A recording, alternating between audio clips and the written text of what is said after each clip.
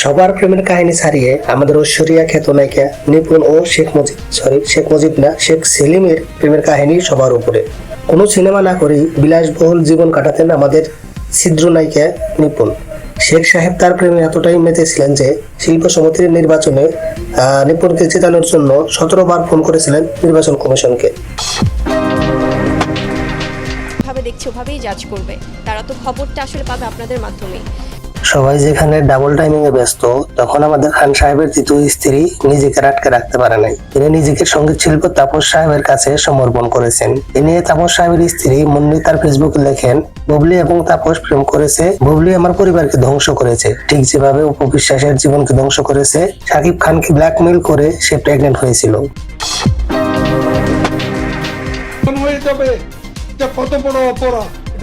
আমাদের আজকের ভিডিওর দ্বিতীয় অবস্থানে আছে আমাদের সবার পরিচিত ওবায়দুল কাদের, যিনি সিনেমা না করে নায়িকা হয়েছেন জাহানারা মৃত্যু। আর প্রেমে হাবুডুবু খেয়েছেন। এমনকি এই নায়িকার স্পর্শ ছাড়া ঘুমাতেন না আমাদের এই বইরা বাম।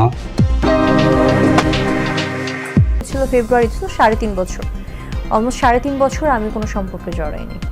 এবং আমাকে নিয়ে দুজন ক্রিকেটার যদি মারামারি নিজেদের মধ্যে করে, ক্রিকেটারদের তো আগে আমার কাছে এসে আমাকে প্রপোজ করতে হবে, আমার কখনো বলতে হবে।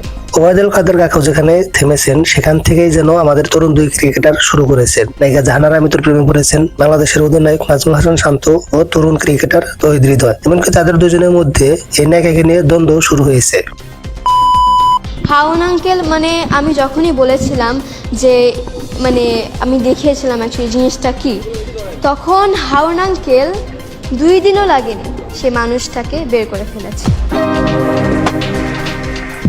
আমাদের 2024 সালের top of the secret double timing এ প্রথম অবস্থান করেছেন আমাদের সবার প্রিয় সাকিব আল হাসান, যিনি নাফিসা কামালের প্রেমে হাবুডুবু খাচ্ছেন। কয়েকবার তাদের দুইজনকে একই হোটেলের একই রুমে দেখা গেছে। এ নিয়ে সাকিব আল হাসানের স্ত্রী গণমাধ্যমকে জানায়, এটা আমার স্বামীর ব্যক্তিগত বিষয়। এ নিয়ে নাফিসা কামাল জানান, আমার এবং সাকিব আল হাসানের সাথে যদি প্রেমের কোনো সম্পর্ক থাকেও, তাহলে সাধারণ মানুষ এটা তো জলে কেন।